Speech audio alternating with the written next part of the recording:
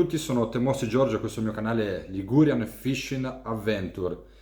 È da un po' di tempo che penso a come poter aiutare chi si avvicina a questa meravigliosa passione ed è così che ho voluto creare una serie di video intitolati Dalla teoria alla pratica, dove vedremo qualche tecnica specifica per la ricerca di spari, di predatori e quant'altro, e saranno video molto semplici per chi appunto si vuole avvicinare alla pesca in mare. Partiremo immediatamente questa settimana con il primo video dedicato alla pesca dell'orata con il granchio vivo, per poi proseguire settimana dopo settimana, un video a settimana, amici, dove vi farò vedere prima la teoria e poi la pratica in spiaggia o in scogliera. Detto questo, partirei subito con il primo capitolo di questa nuova serie intitolata Dalla teoria alla pratica, e in questo video in particolare parleremo della pesca all'orata con il granchio vivo, mi raccomando amici. La pesca a fondo col granchio vivo è un po' la classicissima pesca che si fa d'estate, e inizierei a parlare immediatamente degli attori principali di questa pesca, che sono i granchi. I granchi si dividono in due tipologie per la pesca principalmente: il granchio di scoglio, che possiamo raccogliere noi stessi in scogliera, lungo le scogliere che troviamo nei nostri litorali, e il granchio di palude, che invece lo possiamo acquistare nei negozi specializzati.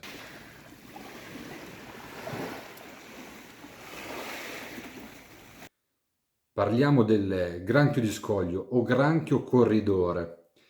È un granchio che è comune lungo tutte le coste della nostra penisola e lungo le coste del Mediterraneo.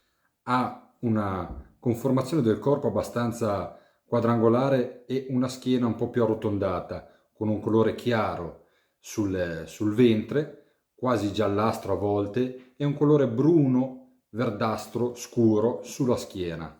Questo gli permette di mimetizzarsi perfettamente lungo le scogliere, ma è un punto assolutamente a suo sfavore quando lo utilizziamo invece durante le pescate in fondali sabbiosi, dove appunto questo colore scuro risalta immediatamente.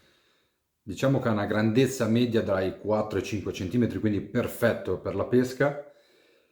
È sicuramente più morbido rispetto al secondo granchio che andremo a vedere, il granchio di palude, poi andremo a vedere un attimino più nello specifico. I maschi hanno chele più sviluppate, come spesso succede nei crostacei, rispetto alle femmine. Si accoppia nei periodi di luglio-agosto, quindi nei periodi caldi, e detto questo mi sposterei più sul suo compagno di merende, il granchio di palude.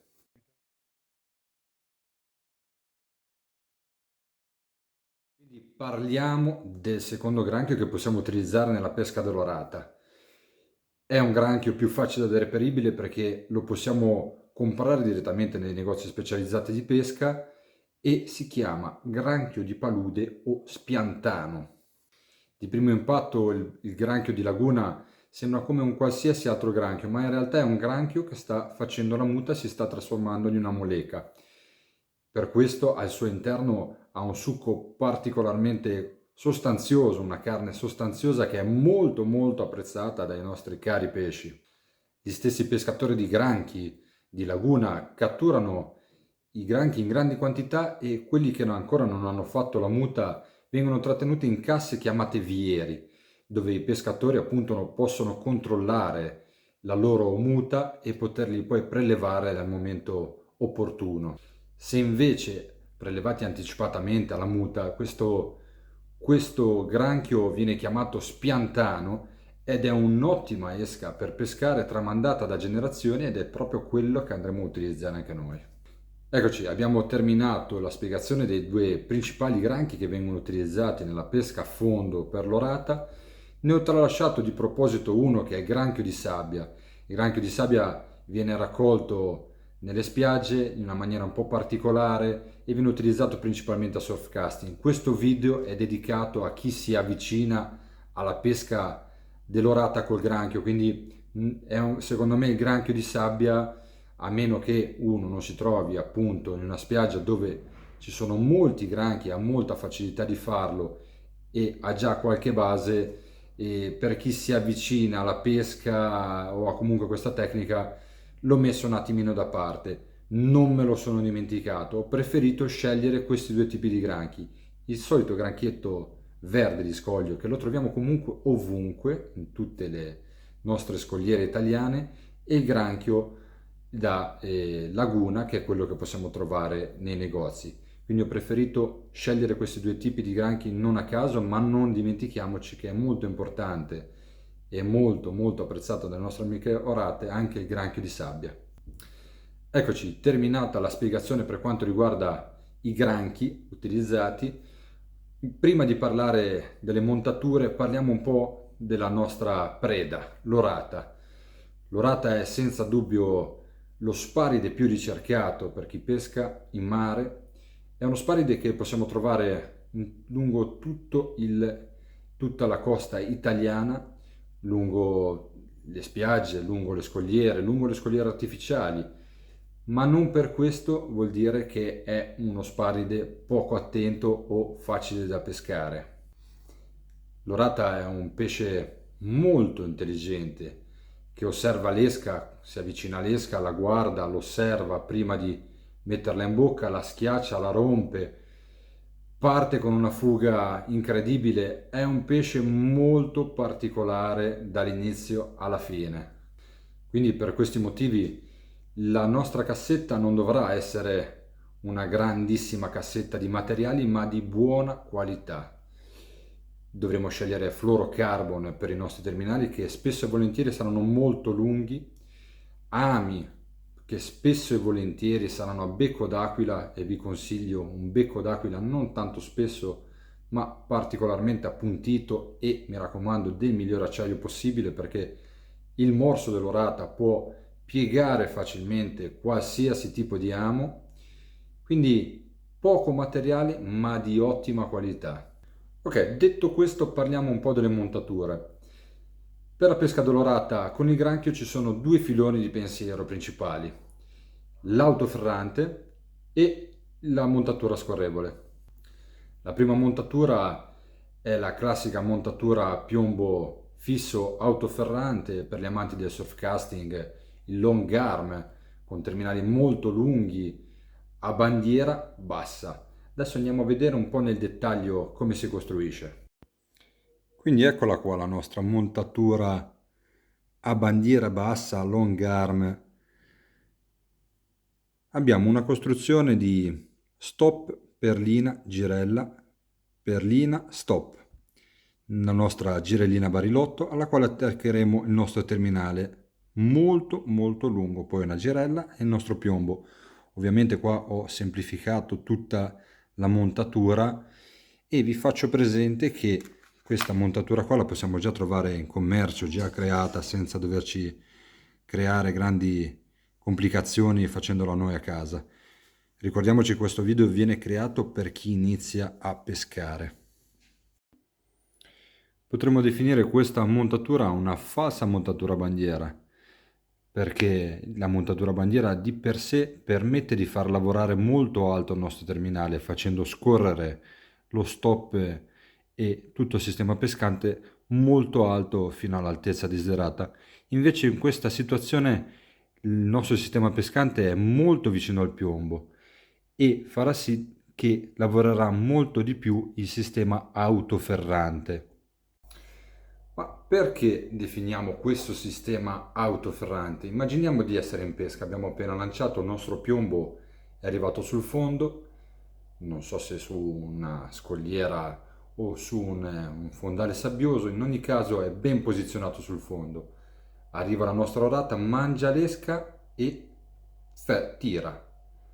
Tira in senso opposto alla nostra lenza e di conseguenza il piombo fa resistenza sul nostro terminale e, come potete vedere, l'amo va a conficcarsi in maniera decisa sul palato del nostro pesce, perché trova il peso del nostro piombo e dall'altra parte la lenza in tensione.